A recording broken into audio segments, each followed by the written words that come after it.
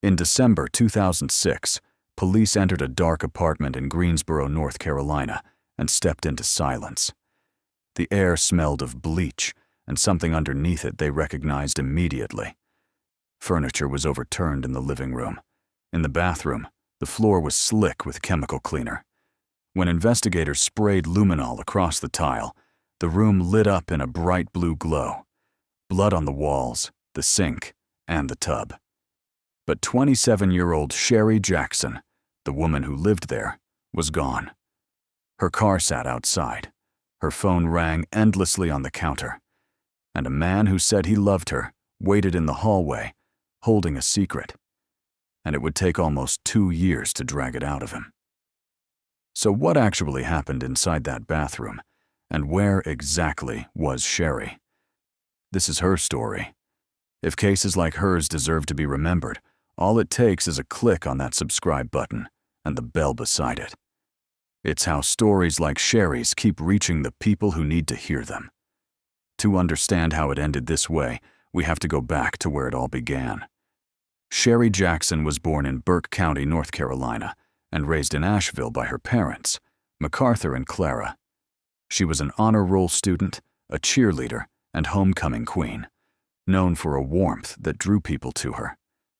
After high school, she moved to Greensboro and enrolled at UNCG, but put her degree on hold to work full-time at Shipman Family Care, caring for adults with physical and mental disabilities. She loved the work and the people in her life. She had steady employment, close friends, and a future that looked, from every angle, like it was heading somewhere good. Then Sherri met Bennett, a local club promoter, known throughout Greensboro's nightlife scene. Their connection was immediate, and the early months of dating looked, from the outside, like a good match. But behind closed doors, DeCarlo's attentiveness curdled into control. He checked her phone. He demanded to know her whereabouts at all hours. Small arguments escalated into explosive ones. Sherri hid the truth from nearly everyone, putting on a brave face at work and with friends while quietly planning her escape. By late 2006, she had decided to leave him for good, unaware that decision would put her life in danger. On Sunday, November 26, 2006, Sherri planned to go out with coworkers, excited for a normal night of dancing and laughter. She never arrived.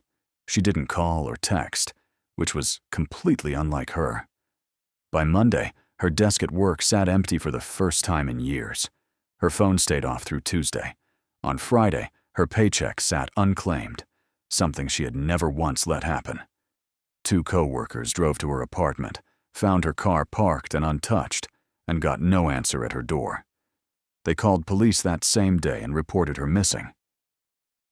On December 3, 2006, officers entered Sherri's apartment and found the living room in disarray, signs of a struggle everywhere.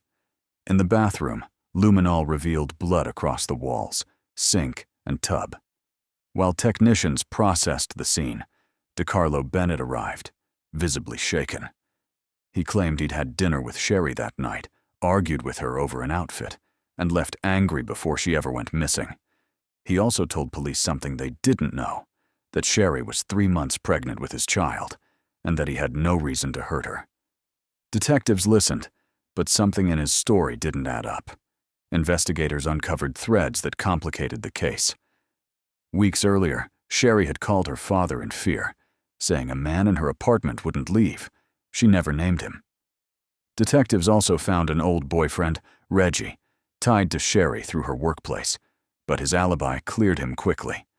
Phone records led them to Andre, the last person Sherri called before she vanished. He confirmed Sherri had confided in him about DeCarlo's controlling, abusive behavior and how desperately she wanted out of the relationship. Every new detail pointed further away from a stranger and closer to the man she'd been trying to leave. When detectives pulled DeCarlo's phone records, they expected frantic attempts to reach his missing, pregnant girlfriend. Instead, they found nothing. Not a single call after the night she disappeared. Records also revealed a prior domestic violence call to Sherri's apartment, where officers had noted visible injuries on her body. Detectives searched DiCarlo's car and found dark stains inside. And when they opened the trunk, the unmistakable smell of decomposition. DiCarlo claimed the blood came from a kitchen accident. Without confirmed DNA results or a body, prosecutors said an arrest wouldn't hold up in court, so detectives let him walk free for now. Police placed DiCarlo under quiet surveillance as lab results were processed. He fled toward Durham almost immediately. Days later, the state lab confirmed the blood in his car belonged to Sherri, mixed with DiCarlo's own. On December 14, 2006, he was arrested in Wake Forest and charged with first-degree murder. He refused to speak, and for nearly 2 years, he kept the location of Sherri's body a secret. Her parents lived without a funeral or closure, while search teams combed forests, lakes, and rural land using dogs, dive teams, and helicopters, finding nothing across 19 agonizing months. In June 2008, just days before his trial was set to begin, DiCarlo's attorney contacted prosecutors with an offer. He would plead guilty to second-degree murder, a lesser charge, in exchange for revealing where Sherri was buried. He admitted to strangling her and burying her 4 feet deep in his mother's backyard on Pine Meadow Court. Police recovered her remains that same week, while MacArthur Jackson waited nearby.